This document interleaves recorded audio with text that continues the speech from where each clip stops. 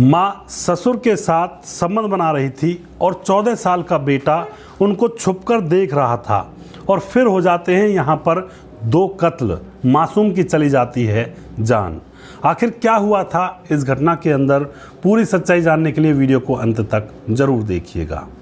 नमस्कार, मैं हूं सुदेश कुमार और तिरछी बात चैनल में आपका स्वागत है। यह घटना उत्तर प्रदेश के लखीमपुर खीरी की है, जहां पर काशी नाम का एक वृद्ध व्यक्ति रहा करता है जिसकी उम्र 54 साल है। उसकी पत्नी उसके साथ रहा करती है और उसका बेटा है एक 14 साल का, वह भी वहां पर रहा करता है। और उसकी जो बड़ी बेटी है उसकी शादी हो चुकी है, वह अपने घर बार की हो चुकी है और उसकी शादी हुई है मिथौली में।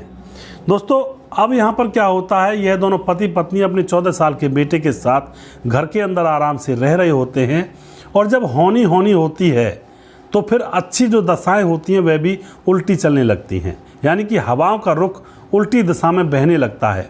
ऐसा ही यहाँ पर होता है। यहाँ पर एक दिन काशी की झड़प हो जाती है। गांव के ही एक दूसरे व्यक्ति के साथ इन दोनों के बीच में लड़ाई होती है और फिर कोर्ट में यह केस पहुंच जाता है और काशी को कुछ साल की सज़ा हो जाती है। जब काशी को सज़ा हो जाती है तो काशी अपनी पत्नी से कहता है कि तुम ऐसा करो, बेटी के ससुराल चली जाओ, क्योंकि यहाँ पर अकेली रहोगी तो दिक्कत आ जाएगी। जिनके साथ हमारी लड़ाई हुई है, हो सकता है मेरे के बाद, मतलब मुझे जेल जाने के बाद वह तुम्हारे ऊपर हमला कर दे। यानी कि काशी की सोच अच्छी थी। तो वह अपनी पत्नी से कहता है कि तुम बेटी के ससुराल चली जाना, बेटी के घर पर रह लेना अपने बेटे को लेकर के। उसकी जो पत्नी होती है, अपने पति काशी के जेल जाने के बाद वह बेटी के घर चली जाती है और वहाँ पर रहने लगती है। अब दोस्तों, समय अच्छे से गुजर रहा होता है। 2021 में एक ऐसी घटना घटती है जहाँ पर काशी का दिल पूरी तरह से टूट जाता है, बिखर जाता है। 2021 में उसका जो बेटा होता है जितेंद्र, जो 14 साल का है, वह मिथौली के तालाब में डूबकर मर जाता है और गांव के लोग यही समझते हैं कि शायद पैर फिसल गया होगा या फिर नहाने के लिए आया होगा तो इसकी मौत हो गई है डूब करके। तो ना ही कोई केस दर्ज करवाया जाता है और उसका अंतिम संस्कार कर दिया जाता है। अब यहाँ पर यह खबर जब काशी के पास पहुँचती है तो वह भी बहुत दुखी होता है कि उसका एक ही तो बेटा था, वही सहारा था, वह भी इस दुनिया को छोड़कर चला गया। लेकिन क्या करे, ऊपर वाले से लड़ाई थोड़े की जा सकती है। काशी अपनी जेल में अपनी सज़ा काट रहा था। अब कुछ दिन गुजरते हैं तो कुछ दिन गुजरने के बाद जो काशी की पत्नी है, जो अपनी बेटी के यहाँ रह रही थी, वह पुलिस थाने पहुँचती है और वह अपनी बेटी के ससुर के बारे में कहती है कि उससे मेरी लड़ाई हुई है, उसने मुझे भी पीटा है और मेरे बेटे को भी उसने जान से मार दिया था। पुलिस उस ससुर को बुलाती है जिसका नाम होता है लाला। लाला से पूछा जाता है कि तुमने इसके बेटे को मार दिया है, क्या ये बात सही है? तो लाला यहाँ पर जोश में आकर कहता है कि मैंने इसके बेटे को अकेले नहीं मारा है, उस बेटे को मारने में यह खुद भी मेरा साथ दे रही थी, यानी कि इसने भी मेरे साथ मिलकर अपने बेटे को मारा है। पुलिस के कान खड़े हो जाते हैं और उन दोनों को अरेस्ट किया जाता है और उन दोनों के ऊपर केस चलाकर उनको सज़ा भी हो जाती है उम्र कैद की, क्योंकि एक छोटे से बच्चे के कत्ल का जो इल्ज़ाम उनके ऊपर था। अब क्या होता है दोस्तों, यहाँ पर अब धीरे धीरे कुछ समय गुजरता है तो काशी को पता लग जाता है कि जो उसका बेटा तालाब में डूबकर मरा था वह अपने आप नहीं मरा था। उसके बेटे को उसी की पत्नी ने और उसी की बेटी के ससुर ने, जिसका नाम लाला है, उसने मारा है। दोस्तों, यहाँ पर क्या होता है, यहाँ पर वह दोनों एक दूसरे के साथ संबंध बना रहे थे, तभी वह 14 साल का जो बेटा होता है उनको संबंध बनाते हुए नग्न हालत में देख लेता है। और जैसे ही वह उनको देख लेता है तो यहाँ पर वह दोनों जो समधी और संदन थे, दोनों को लगता है कि अब ये सबसे कह देगा जा करके, तो वह दोनों उसको पकड़ते हैं और उसका गला दबाकर उसकी जान ले लेते हैं। वह माँ कैसी होगी जो अपने बेटे को गला दबाकर मार रही थी।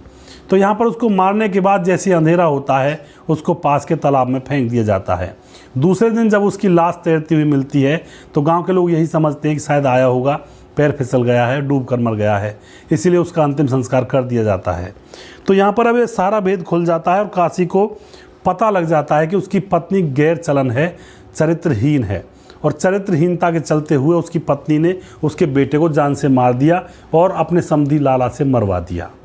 अब काशी जल भुन रहा था जेल के अंदर बैठा हुआ। वह बदला लेना चाहता था, लेकिन बदला ले भी तो कैसे ले।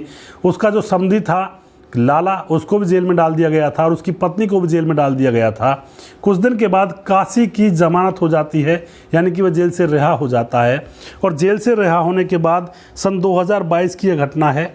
2022 में काशी ने जेल से छूटकर अब वह प्लानिंग बनाता है कि मुझे बदला लेना है, मुझे इन दोनों को छुड़ा करके और फिर इनको मौत के घाट उतारना है, अपने हाथों से सज़ा देनी है।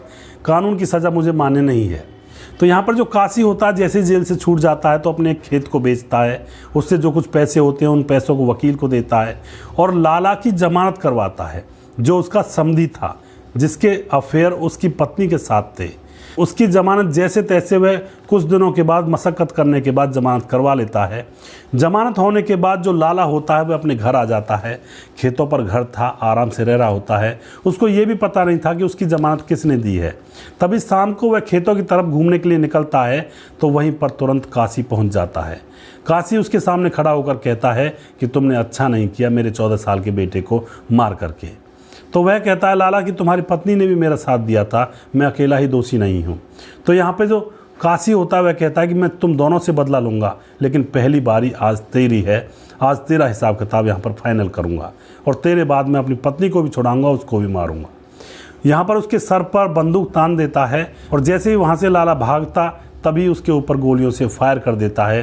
3-4 गोली उसके सर में और उसकी पीठ पर मारी जाती हैं और वहीं पर लाला की मौत हो जाती है। उसके बाद दोस्तों यहाँ पर पुलिस आती है, पुलिस उस काशी को पकड़ लेती है और पुलिस उससे पूछती है कि तुमने ऐसा क्यों किया। काशी कहता है कि यह मेरे बेटे के हत्यारा था और मेरी जो पत्नी है वह जेल में है, मैं उसकी भी ज़मानत करवाता, लेकिन मेरे पास अब ज़्यादा खेत नहीं थे क्योंकि पैसे लगते हैं और मैं बेचता क्या, मेरे पास खेत नहीं थे। तो मैंने सोचा कि सबसे पहले इसको ही मारना है क्योंकि इसने मेरे बेटे को मारा था, उसकी जान ली थी। तो यहाँ पर दोस्तों काशी को पकड़कर उसको जेल में डाल दिया जाता है और इस तरह से यहाँ पर इस घटना का खुलासा होता है। तो काशी ने विश्वास किया था अपनी बेटी के ससुराल वालों पर, अपने बीवी बच्चों को वहाँ पर भेज दिया था और यहाँ पर उसकी पत्नी ने खुद काशी के साथ यानी कि अपने पति के साथ विश्वासघात कर डाला, जो जाकर के अपनी बेटी के ससुर के साथ वह मुंह काला करने लगी। तो ऐसी ऐसी औरतें भी होती हैं जो इस तरह का कृत्य कर जाती हैं और जिससे घर के घर तबाह हो जाते हैं, जान चली जाती हैं। यहाँ पर 14 साल के उस मासूम बेटे का आखिर क्या कसूर था, क्या दोष था जो उसकी जान ले ली गई, उसको मौत के घाट उतार दिया गया। तो ऐसे ऐसे लोग इस समाज, देश और दुनिया के अंदर रहते हैं। थोड़ा सा इनसे बचकर रहें, सावधान रहें, कभी भी ऐसा कृत्य ना होने दें, क्योंकि अय्यासी का जो रिजल्ट होता है वह भयंकर और ख़तरनाक ही निकलता है। जो ये हवस का चक्कर चला हुआ है आजकल, कोई किसी को लेकर भाग रहा है, कोई किसी से प्यार कर रहा है। आखिर इस दुनिया में क्या इसीलिए यही काम करने के लिए लोग आते हैं? क्या कोई और काम नहीं बचा है?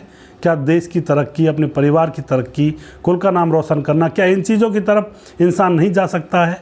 सिर्फ इस चीज़ की तरफ इंसान ज़्यादातर आजकल अट्रैक्टिव होते हैं और 80% लोग इन चीज़ों में लगे रहते हैं ज़्यादातर, और फिर उनको ऐसी ऐसी यातनाएं भुगतनी पड़ती हैं, लेकिन फिर भी लोग सुधरते नहीं हैं। सावधान रहें, सतर्क रहें, कभी भी इन चक्करों में ना पड़ें। हवस का जो खेल होता है, अवैध संबंधों का जो अंजाम होता है, बहुत ही दर्दनाक और बहुत ही भयावह होता है। इससे बचकर रहें, सावधानी से रहें। अगला प्रोग्राम बहुत जल्दी फिर से लेकर आऊँगा किसी सच्ची घटना के ऊपर। तब तक आप खुश रहें। जय हिंद, जय भारत।